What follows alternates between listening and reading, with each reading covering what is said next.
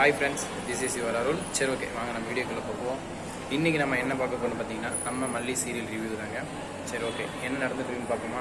நம்ம விஜய் இருக்கார் இல்லையா, அவர் வந்து நேராக மல்லிக்கிட்ட மொட்டை மாடியில் போயிட்டு, மல்லி நான் பண்ணதெல்லாம் தப்பு தான், வெண்பாவை நீ தான் பத்திரமா பார்த்துக்கணும். ஸோ இது வரைக்கும் நான் செஞ்ச தப்புக்கு எல்லாத்துக்கும் நான் உங்ககிட்ட மிக தாழ்மையுடன் மன்னிப்பு கேட்டுக்கிறேன். ஸோ அதனால் என்னை மன்னிச்சிருமா அப்படின்னு சொல்லிட்டு கேட்குறாங்க. இதுக்கு நம்ம மல்லியும் அந்த பேச்சுட்டு நான் உனக்கு மன்னிக்குமா, என்னென்ன பேச்சு பேசுனீங்க, லேபர் பெய்டு லேபர், நான் உங்களுக்கு பெய்டு லேபர் தானே, கேர்டேக்கர் தானே, அப்படி இப்படின்னு சொன்னீங்களே, இப்போ நான் இதுக்காக நீங்கள் சொல்கிறதெல்லாம் கேட்கணும், என்னால் முடியாது, இன்னும் 7 நாள் இருக்குது, 7 நாளில் நான் கிளம்பி போயிடுவேன் அப்படின்னு சொல்லிட்டு நம்ம மல்லி சொல்கிறாங்க. நம்ம விஜயும் என்ன மன்னிச்சிடுமான்னு காலில் உள்ளதுக்குரிய கையெடுத்து கும்பிட்டு கெஞ்சுறாரு. ஆனால் நம்ம மல்லிக்கும் மனசு இறங்கலை, முடியாது, நான் போயே தருவேன் அப்படின்னு சொல்லி சொல்கிறாங்க. இதுக்கப்புறம் நம்ம விஜய் என்ன பண்ணுறாருன்னா, எனக்காக இல்லைனாலும் பரவாயில்ல, நம்ம குழந்தைக்காங்க அப்படின்னு சொல்கிறாரு. சரி, உங்களுக்காக நான் ரெஸ்பெக்ட் கொடுக்குறேன், மரியாதை கொடுக்குறேன் சொல்கிறாரு. ஆனால் இதை கேட்டால் மல்லியோ நம்ம குழந்தையா, எப்போ இருந்து அன்றைக்கி தான் சொன்னீங்க நான் பெய்டு லேபர் கேர்டேக்கர் அப்படி இப்படின்னு சொன்னீங்க, இப்போ நம்ம குழந்தைன்னு சொல்லி நம்மளான்னு சொல்கிறீங்க, என்ன தான் நினச்சிக்கிறீங்க அப்படின்னு சொல்லி கேட்குறாங்க. இதுக்கு நடுவில் பார்த்தீங்கன்னா என்ன பண்ணுறதுன்னு எனக்கு ஒன்று புரியலைங்க. எப்படி இப்படிலாம் பேசுகிறாங்கன்னு எனக்கு வாய்க்கு சமன்னு எனக்கு தெரியல. நம்ம விஜய்க்கு என்ன தான் ஆச்சு, மண்டையில் எதுவும் அடிபட்டுச்சா, இல்லை நம்ம ரஞ்சிதா சமைச்ச சாப்பாட்டை சாப்பிட்டதுனால மயக்கம் வந்துருச்சான்னு எனக்கு தெரியல. ஸோ பார்க்கலாம். சரிங்க, இதுக்கப்புறம் என்ன நடக்குதுன்னு பார்ப்போம்.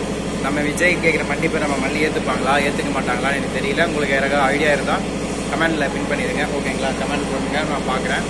ஸோ இப்போ என்ன நடக்குதுன்னா, நம்ம விஜய் நம்ம மல்லிக்கிட்ட மன்னிப்பாக கேட்குறாரு, கையெடுத்து கொடுத்து கெஞ்சுறாரு, கதறாரு, அழுறாரு, புரளாரு, எல்லாம் என்னென்ன பொருள்றது என்னவா எல்லாம் பண்ணுறாரு. ஆனால் நம்ம மல்லிக்கோ மனசு இறங்கலைங்க. ஏன்னு கேட்குறீங்களா, நம்ம விஜய் பேசின பேச்சு அந்த மாதிரி கொஞ்சமாவது மனசாட்சியோட பேசினா தானே. கல்நேச்சிக்கு மாதிரி மல்லியை பிடிச்சி அந்த கேள்வி கேட்டப்போ நம்ம மல்லி மட்டும் எப்படி பேசுவாங்க சொல்லுங்கள். இப்படி தான் போயிட்டுருக்கு, என்ன பண்ணுறது எனக்கும் தெரியல. ஸோ பார்ப்போம், வெயிட் அண்ட் சி. சரி, ஓகே, அதை விடுங்க, நம்ம அடுத்தது போவோம். நான் தூய தமிழில் பேசலாம் அப்படின்னு நினச்சிட்ருக்கேன். யாருக்காவது விருப்பம் இருந்தால் சப்போர்ட் பண்ணுங்கள், ஏதாவது தப்பு இருந்தால் சொல்லிக் கொடுங்க. நான் இப்போது என்ன கூற வருகிறேன் என்றால், நமது விஜய் அவர்கள் மல்லியிடம் மன்னிப்பு தாழ்மையுடன் கேட்டுக்கொள்கிறார். ஆனால் நமது மல்லி அவர்களோ முடியாது, தங்களின் மன்னிப்பை நான் ஏற்க மாட்டேன், தங்களை நான் வெறுக்கிறேன், கேவலமாக அசிங்கமாக திட்டுவேன், மரியாதையாக தாங்கள் இங்கிருந்து சென்று விடுங்கள் மூடிக்கொண்டு என்று கூறுகிறார். ஆனால் இதை கேட்காத நமது மல்லியோ விஜயும் அடித்து கொள்கிறார்கள். சரி, ஓகே, அடுத்து என்ன நடக்குதுன்னு பார்ப்போமா.